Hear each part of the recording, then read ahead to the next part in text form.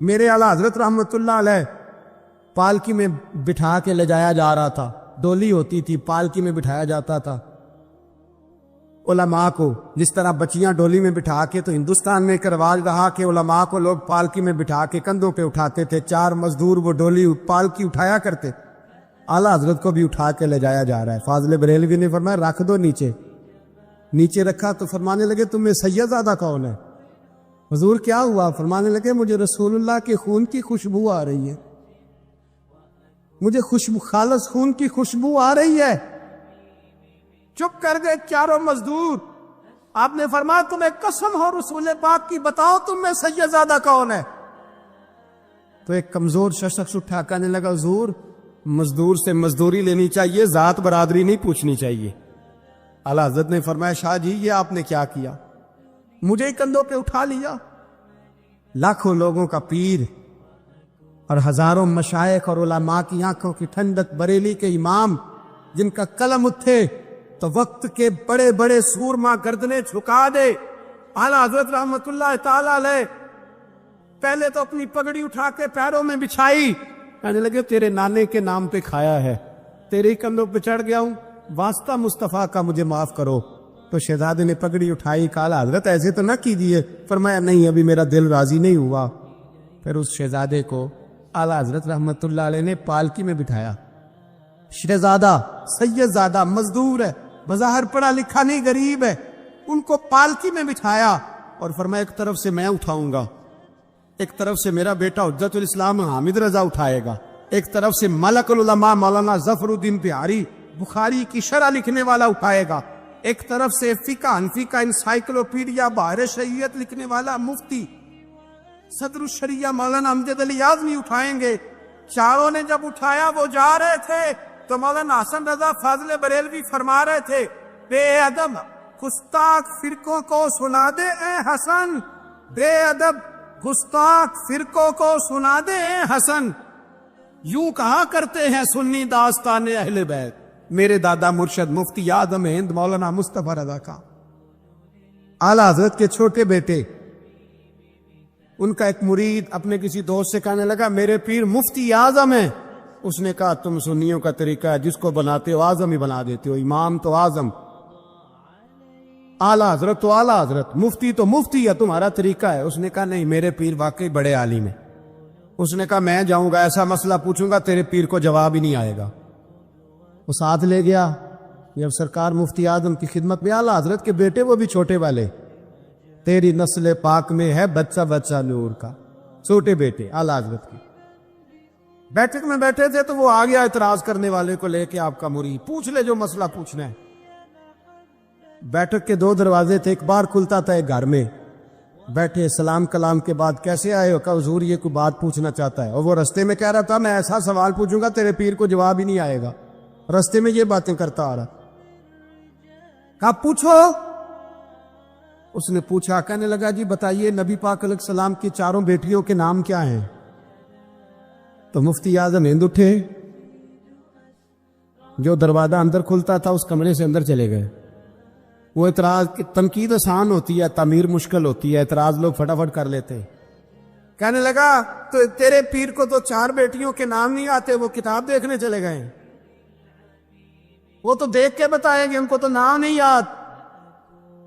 پر کیا کرے، فاضل بریلوی کا کمال ہی بڑا انوکھا ہے، یہ رضا کے نیزے کی مار ہے کہ عدو کے سینے میں غار ہے۔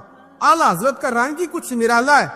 شہزادہ اعلیٰ حضرت واپس آئے، سر پہ امامہ ہے اور داڑھی سے پانی کے قطرے گر رہے ہیں، اور آ کے کھڑے ہوئے تو فرمانے لگے میں وضو کرنے گیا تھا، میں نے نبی پاک کی بیٹیوں کے نام کبھی بغیر وضو کے زبان سے ادا ہی نہیں کیے، میں وضو کرنے گیا تھا۔ وہ شخص کہنے لگا حضور وضو کے ساتھ؟ تو آنکھوں میں آنسو آ گئے۔ فرمانے لگے تمہیں کیا بتاؤں وہ کس پاک گھرانے کی شہزادی ہیں۔ رو پڑے، کہنے لگے میرے تو باپ کا عقیدہ ہے کہ تیری نسل پاک میں ہے بچہ بچہ نور کا، تو ہے نے نور تیرا سب گھرانہ نور کا، میرے میں کیا کروں، مجبوری ہے۔ میرے اعلیٰ حضرت فاضل بریلوی رحمت اللہ تعالی علیہ، اعلیٰ حضرت رحمت اللہ علیہ کے زمانے میں لوگ انہیں مجدد کہتے تھے، ان کے زمانے میں ہی انہیں امام اہل سنت کہا جاتا تھا. ان کے دور میں بڑے بڑے شیخ الحدیث، بڑے بڑے لوگ ان کی بارگاہ میں آ کے بیٹھا کرتے تھے. سید دیدار علی شاہ صاحب رحمۃ اللہ علیہ عمر میں ان سے بڑے تھے، لیکن پھر بھی ان کی خدمت میں آ کے بیٹھتے تھے. صدر اللہ فاضل سید نعیم الدین مراد آبادی جیسی شخصیات ان کی بارگاہ میں رات کو بیٹھا کرتے تھے. بڑے بڑے قیمتی لوگ، حضرت محدث سورتی، یہ مرید تھے مولانا فضل الرحمان گنج مراد آبادی رحمۃ اللہ علیہ کے، اور پڑھا بھی انہی سے، خلافت بھی انہی سے، سارا سلسلہ انہی سے، لیکن ہر وقت اعلیٰ حضرت کے پاس بیٹھے رہتے تھے، اور عمر بھی اعلیٰ حضرت سے زیادہ تھی. تو کچھ لوگوں نے کہا کہ سارا سلسلہ وہاں ہے، بیٹھے یہاں رہتے ہو. فرمانے لگے یار جو ایمان کی لذت ان کے پاس ملی ہے وہ کسی اور جگہ نہیں ملی. ہر چیز اپنی جگہ پہ، لیکن اس کے ساتھ ساتھ ایک دوسرا پہلو بھی تھا. جس طرح آج لوگوں نے شور ڈالا ہے نا، اتنی تنقید شاید کسی شخص پہ ہوتی ہو اتنی فاضل بریلوی پہ معاذ اللہ کی جاتی ہے. لوگ بدعتی کہہ کے، قبر پرست کہہ کے، بڑا کچھ کہہ کے تانے نہیں دیتے، انہیں الزامات نہیں لگتے. تو یہ آج نہیں شروع ہوئے، یہ اس زمانے میں بھی یہ سلسلہ جاری تھا. حضرت مولانا ظفر الدین صاحب بہاری رحمۃ اللہ تعالی علیہ بہت بڑے عالم تھے، بخاری کی شرح فرمائی، اور اعلیٰ حضرت کے خلفاء میں سے تھے، بڑے قابل آدمی تھے، بہت بڑے عالم تھے. تو پیار بھی بڑا تھا. جس سے محبت ہوتی ہے اس کی غیرت بھی انسان کے دل میں ہونی چاہیے. تو خطوط پڑھنے کی اور جواب دینے کی ڈیوٹی بھی حضرت مولانا ظفر الدین بہاری رحمۃ اللہ علیہ کی تھی. تشریف فرما تھے، بیٹھے ہوئے تھے، تو خط آتے تھے. اب ہمارے ہاں ٹیلی فون آتے ہیں، کام آسان ہو گیا ہے. پرانے زمانے میں خطوط آیا کرتے تھے، اور خطوط کے جواب لکھنا ایک بہت بڑا کام ہوتا تھا. باقاعدہ مشائخ کے پاس کچھ لوگ ایسے موجود ہوتے تھے جو صرف خطوط کے جواب دیتے تھے، اور اگر کوئی فتوے کا معاملہ ہوتا تھا تو وہ فاضل بریلوی علیہ رحمہ خود لکھا کرتے تھے. تو خط کچھ آئے، مولانا ظفر الدین بہاری رحمۃ اللہ علیہ پڑھنے لگے، سنانے لگے، جواب اعلیٰ حضرت فرمانے لگے، وہ لکھنے لگے. تو ان خطوط کے اندر 2-3 خطوط ایسے بھی آئے جس میں لوگوں نے اعلیٰ حضرت کو گالیاں لکھی ہوئی تھی. معاذ اللہ، بڑے سخت جملے کہے تھے، اور ایسی باتیں کہی تھیں کہ جو وہ پڑھتے گئے تو انہیں جلال آتا گیا. بڑے مریدین اعلیٰ حضرت کے، حاجی لال خان جیسے بڑے رئیس اعظم لوگ تشریف فرما تھے. جب یہ خطوط پڑھے گئے جلال آیا سب مریدین کو، اور جوش میں مولانا ظفر الدین بہاری کہنے لگے میں ان پر مقدمہ کروں گا، میں کچہری جاؤں گا، عدالت جاؤں گا، میں مقدمہ کروں گا، انہیں سزائیں دلواؤں گا. اعلیٰ حضرت رحمۃ اللہ علیہ مسکرا کے ان کا چہرہ دیکھنے لگے، فرمانے لگے اس طرح کر، ان کو بند کر، اور یہ میرے سے چابی لے، فلاں الماری کھول، اس کے فلاں دراز میں کچھ خط پڑے ہیں وہ بھی نکال کے لا. آپ کہتے میں گیا، وہ خطوط میں نکال کر کے لایا، اور لا کر میں پڑھا، ان کو کھولا تو کسی نے اعلیٰ حضرت کو امام اہل سنت لکھا ہوا تھا، کسی نے لکھا تھا مجدد آپ، کسی نے لکھا تھا کہ ہندوستان کے حسان بن ثابت بھی آپ ہی ہیں رضی اللہ. کسی نے کوئی لقب دیا، کسی نے کوئی.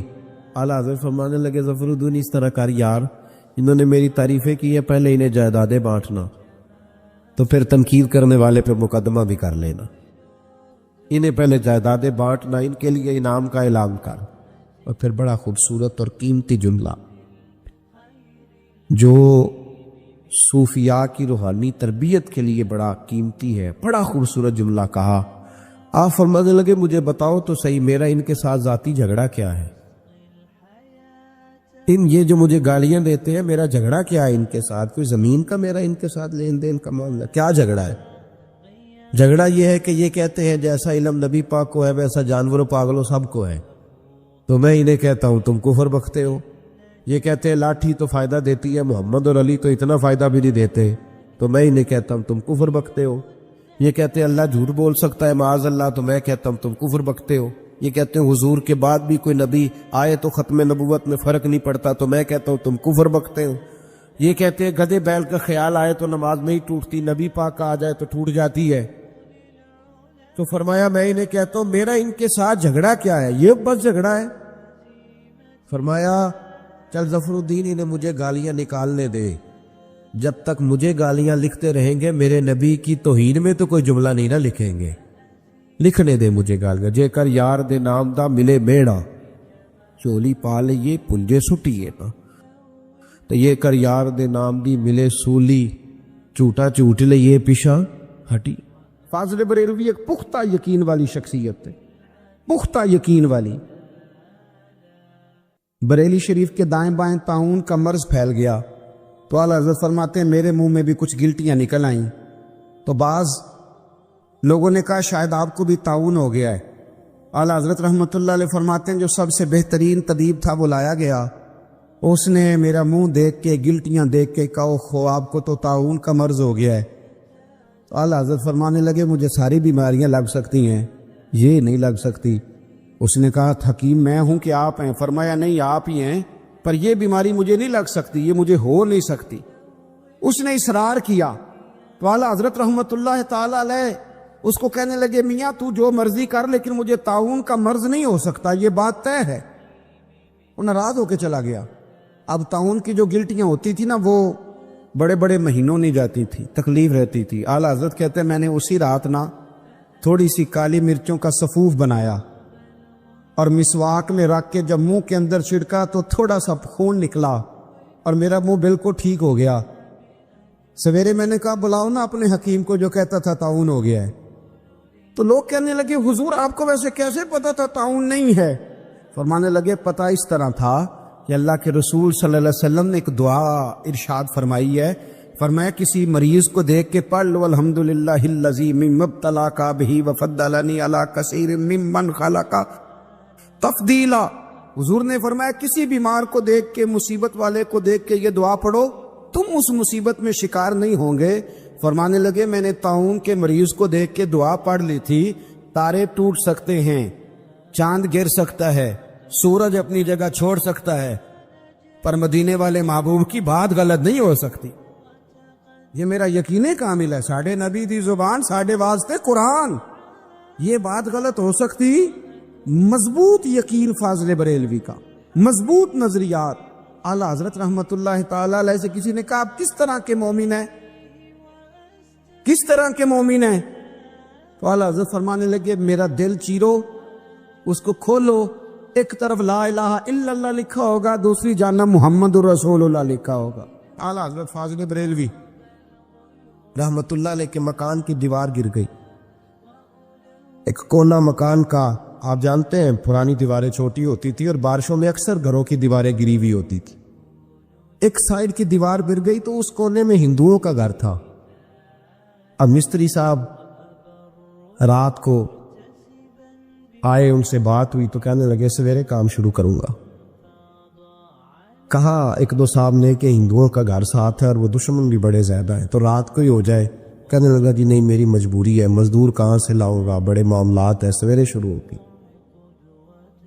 اب رات کو مولانا ظفر الدین بہاری علیہ رحمہ کہتے ہیں بچے مدرسے کے باقی سارے لوگ سب کو جمع کیا گیا، چونکہ اس طرف سے تھوڑا خطرہ تھا ہندوؤں کی جانب سے۔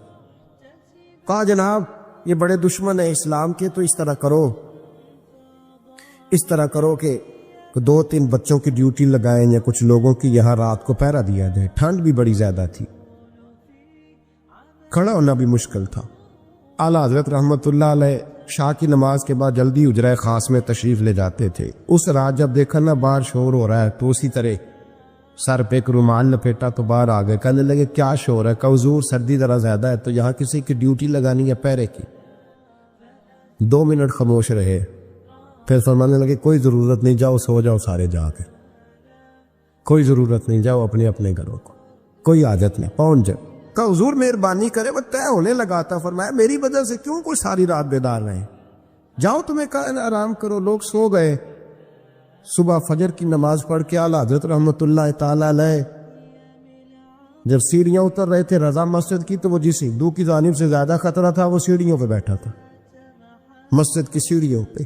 سب لوگوں کی توجہ ہو گئی. کہنے لگا مولانا میں کلمہ پڑھنے آیا ہوں, مجھے کلمہ پڑھا کے مسلمان کر دے. میں کلمہ پڑھنے آیا ہوں, مسلمان کرے. لوگوں کی توجہ آگا فرمانے لگے نہیں ابھی تو انتظار کر, تھوڑی دیر کے اچھی طرح سوچ لے, جذباتی فیصلہ نہ کر کہ تو آ رہا ہے. یہ کہہ کے جب 2 سیڑھیاں نیچے اترے اس کے پاس سے تو اس نے پیر تھام لیے. کہنے لگا اب ایسے تو نہ کرو. رونے لگا. اعلیٰ حضرت رحمت اللہ علیہ نے کلمہ پڑھایا, کچھ باتوں کی نصیحت فرمائی, تشریف لے گئے. گھیرنے والے گھیر کے بیٹھ گئے. کہنے لگے ہمیں بھی بتا بدلہ کیسے ہے. کہنے لگا دیوار گر گئی آدھی رات کے وقت. آدھی رات تک انتظار کرتا رہا, پہرے دار کوئی نہیں, تو 2 تلواریں لے کر جب میں ان کے مکان کی جانب بڑھا, میں نے کہا آج گردن کاٹوں گا اور کاٹ کر کے نکلوں گا. کہتا ہے جب میں قریب آیا تو 2 شیر کھڑے تھے. اوپر سے پلٹ کے آیا تو پھر کھڑے تھے, ادھر سے پلٹ کے آیا تو پھر کھڑے تھے. فرماتے ہیں میں 2 گھنٹے کے بعد آیا تو پھر پلٹ کے کھڑے تھے. میں پھر 1 گھنٹے کے بعد آیا, سحری کا وقت ہوگا تو پھر پلٹ کے کھڑے تھے. اب میں ڈر کے بھاگا. کہتے فاضل بریلوی نے اپنی کھڑکی سے منہ باہر نکالا. کہنے لگے اور کتنا تجربہ کرے گا, مجھے تو لاوارث سمجھتا ہے؟ لاوارث ہوں میں, اور کتنا تجربہ کرے گا, بس کر مان جا. میں نے کہا حضور یہ کون ہے, مجھے بتائیے تو صحیح یہ کون ہے. کہنے لگے میں نے ساری زندگی رسول اللہ کی عظمت کا دفاع کیا ہے, ساری زندگی غوث اعظم کے نعرے لگائے ہیں. ابھی تو یہ مدد صرف غوث پاک جیلانی کی بھیجی ہوئی ہے, ابھی تو غوث اعظم کی بھیجی ہوئی مدد ہے. مولا علی ابھی پیچھے ہے, 2 جہاں کے محبوب ابھی اس سے پیچھے ہیں, وہ تو ابھی پیچھے ہیں, پیچھے کھڑے ہیں کہ ضرورت پڑی تو ہم بھی تیار بیٹھے. مومن جو ہوتا ہے نا, مومن اس کا خمیر ہی محبت سے بنایا گیا ہے. مشکات میں حدیث ہے, نبی پاک علیہ السلام نے فرمایا قال المؤمن مع العفو, فرمایا یہ جو مومن ہوتا ہے نا یہ محبت والا ہوتا ہے. اور حضور فرمانے لگے اس بندے میں کوئی خیر ہی نہیں, اس میں کوئی بھلائی ہی نہیں جو نہ محبت کرے اور نہ اس سے محبت کی جائے. مومن محبت والا ہوتا ہے, الفت والا ہوتا ہے, پیار والا ہوتا ہے, پریم والا ہوتا ہے. وہ بندے میں بھلائی نہیں جو نہ پیار کرے اور نہ کوئی اس سے پیار کیا جائے. محبت کا فروغ حسن ہے دین کا. آپ دیکھیں نا, نبی پاک صلی اللہ علیہ وسلم نے صحابہ کے بارے میں فرمایا کہ میرے صحابہ سے اس لیے محبت کرو کہ یہ میرے صحابہ ہیں.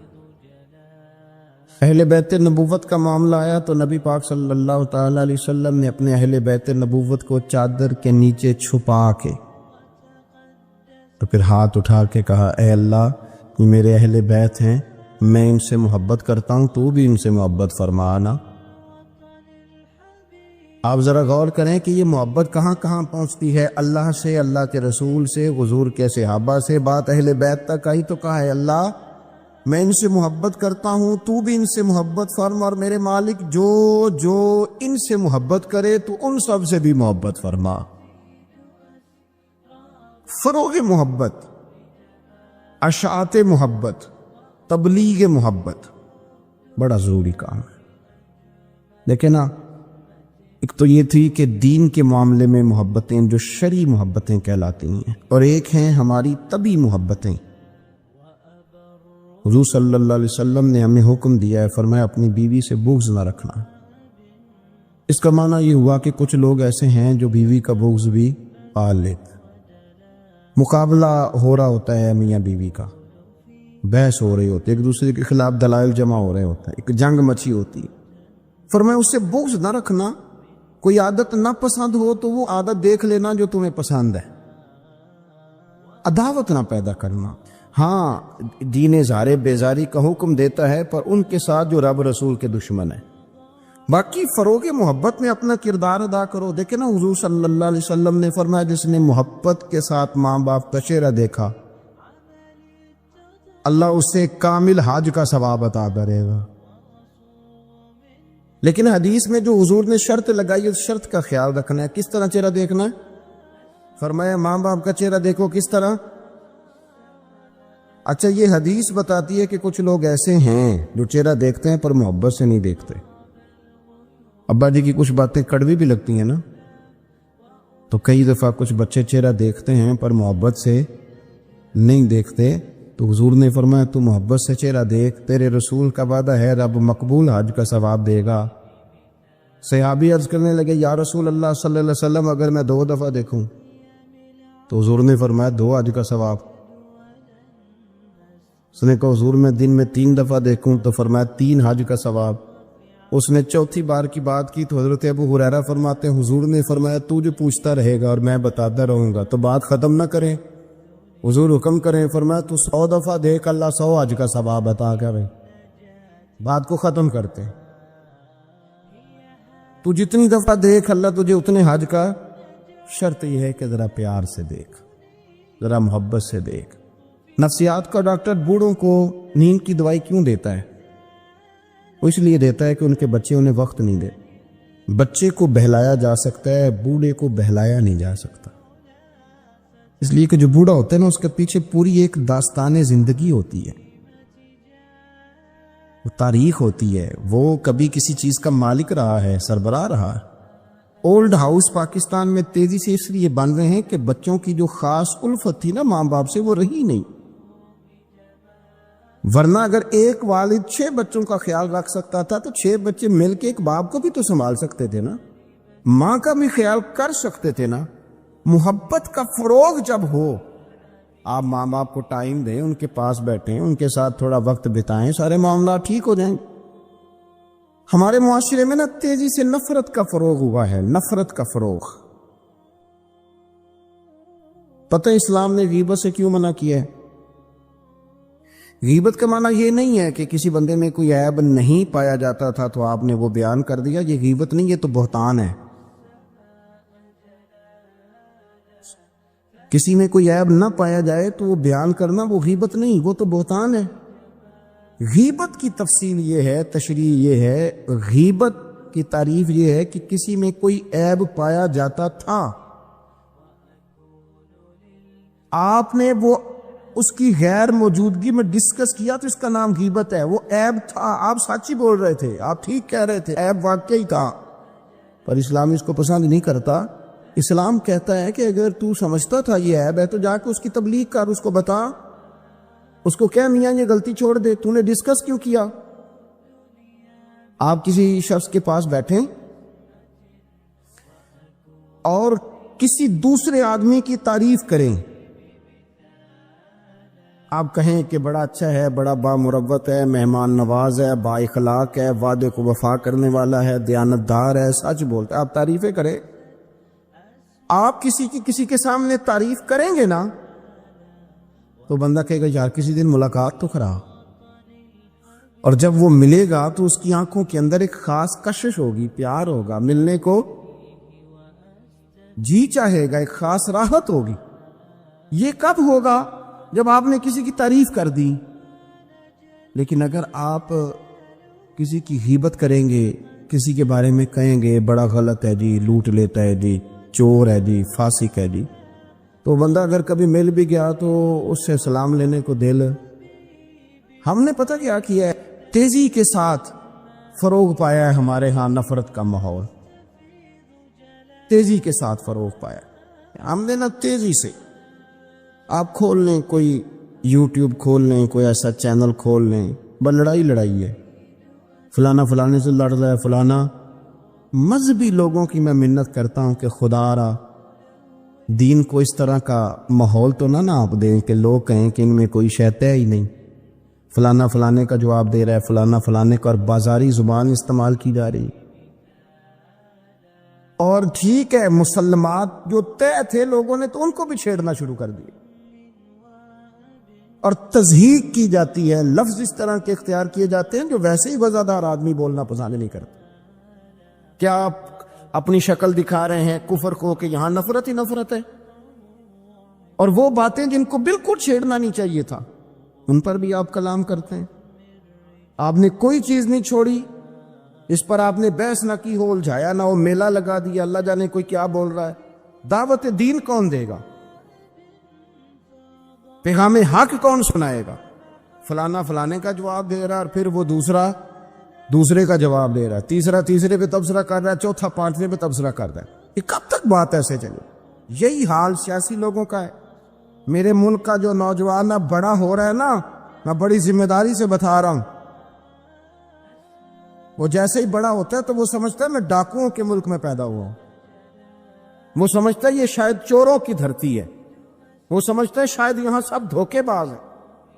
ہم اس طرح سے نچوڑ کے لوگوں کے دلوں میں نفرت بھری ہے، نچوڑ کے کہ لوگ سمجھنے لگے ہیں اس ملک میں تو کوئی بندہ دیانتدار ہے ہی نہیں، کوئی بندہ اچھا ہے ہی نہیں، کوئی بندہ نیک ہے ہی نہیں. مذاق اڑتے ایک صاحب میرے پاس آئے ہوئے تھے، کہنے لگے پیر صاحب 11 سال ہو گئے پولیس کی نوکری کرتا ہوں، 1 روپیہ رشوت نہیں لی. وہ چلا گیا، میں نے اسے تھپکی دی تو وہ نکلا ہے تو ایک بندہ کہنے لگا سب انہیں جو ہوتے نہیں نہ سکتا. میں نے کہا یار تو منشی ہے اللہ کی رحمت کا، یہ میرے رسول اللہ کا دین ہے اور قیامت تک لوگ اس پر عمل کریں گے. اس نے 11 سال کا ہے، وہ 40 سال بھی کہتا تو میں ماننے کو تیار ہوں. کیوں کچھی باتیں کرتے ہیں؟ آپ نے تو تباہی کر دی، کوئی بنتا ٹھیک نہیں بچا. ایسے میلہ لگا ہوا ہے، اس دھرتی کو آپ برا کہتے ہیں، اس کو چوروں کی اور ڈکیت کی اور فران لوگوں کی آپ دھرتی کہتے ہیں. یہ وہ دھرتی ہے جس نے داتا گنج بخش علی حجویری جیسے لوگ رکھے ہوئے ہیں. یہ وہ دھرتی ہے جہاں بابا فرید جیسے لوگ بستے ہیں. کیا بات کرتے ہیں صاحب؟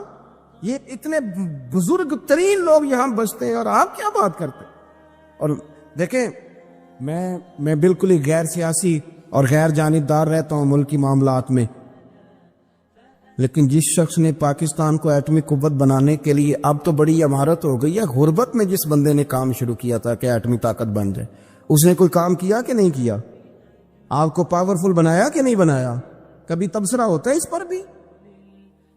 ہمیں لاکھ اختلاف صحیح، ہم بھی بات کرتے ہیں مخالفت میں، لیکن تباہی نہیں اتار دی ہم نے توہین کر کر کے، نفرت پھیلا پھیلا کے. اس سے پہلے جو حکومت گئی شاید اس کا سب سے بڑا مخالف میں ہوں، لیکن ایسا نہیں ہے کہ انہوں نے کوئی کام بھی ایسا نہیں جو اچھا نہ کیا ہو. ایسا نہیں ہے. میں ملک بھر میں سفر کرتا رہتا ہوں، میں دیکھتا ہوں بہت ساری جگہیں ایسی ہیں، بہت سارے دیہات ایسے ہیں جس میں بڑے بڑے شاندار روڈ بنائے گئے، کام کیا گیا. ان کی 99 خامیاں اپنی جگہ پر، خوبی کا بھی تو ذکر کریں. یہی حال اس گورنمنٹ کا ہو رہا ہے. لاٹھ لے کے لوگ ہیں، یہ بھی گندا وہ بھی گندا. یہ آپ کس طرح کی بات کر رہے ہیں؟ آپ نے تو ملک کو یہ نام دے دیا ہے کہ یہاں کوئی اچھا انسان بستا ہی نہیں. مولوی ہیں تو سارے برے ہیں، پیر ہیں تو سارے برے ہیں. کیا بات کرتے ہیں صاحب؟ یہ میرے رسول اللہ کی قوم ہے، یہ نبی پاک کی امت ہے، اور حضور نے فرمایا میری امت کبھی گمراہی پر جمع نہیں ہوگی. یہ نہیں ہو سکتا سارے لوگ ہی غلط ہو جائیں.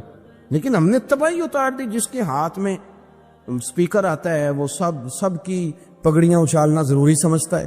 جس کے ہاتھ میں قلم آتا ہے وہ کہتا ہے چونکہ میں لکھ رہا ہوں تو میں اکیلا ٹھیک ہوں، باقی سارے غلط ہیں. محبت کو فروغ دیں، پیار کریں، اخوت کا رنگ دیکھیں. حاتم تائی کی بیٹی مجرم بن کے آئی تھی، مجرم بن کے کلمہ نہیں پڑھتی تھی، اور اس کو سامنے کھڑے کر کے میرے نبی پاک نے فرمایا تیرا باپ کلمہ نہیں پڑھتا تھا پر اس میں عادتیں اچھی پائی جاتی تھی، اس کی صفات ٹھیک تھیں. یعنی حضور تعریف کر رہے ہیں، نبی پاک تعریف، اور ہماری زبان گونگ ہو جاتی ہے تعریف کی دفعہ. ہم تو جو میری بات مان کے وہ بندہ ٹھیک ہے، اور جس نے میری بات نہیں مانی وہ بندہ درست. یہ گونگ ہو جاتا ہے ہمارا مزاج. اپنی زندگی میں اچھے الفاظ ادا کریں اولیاء اللہ کے بارے میں. ان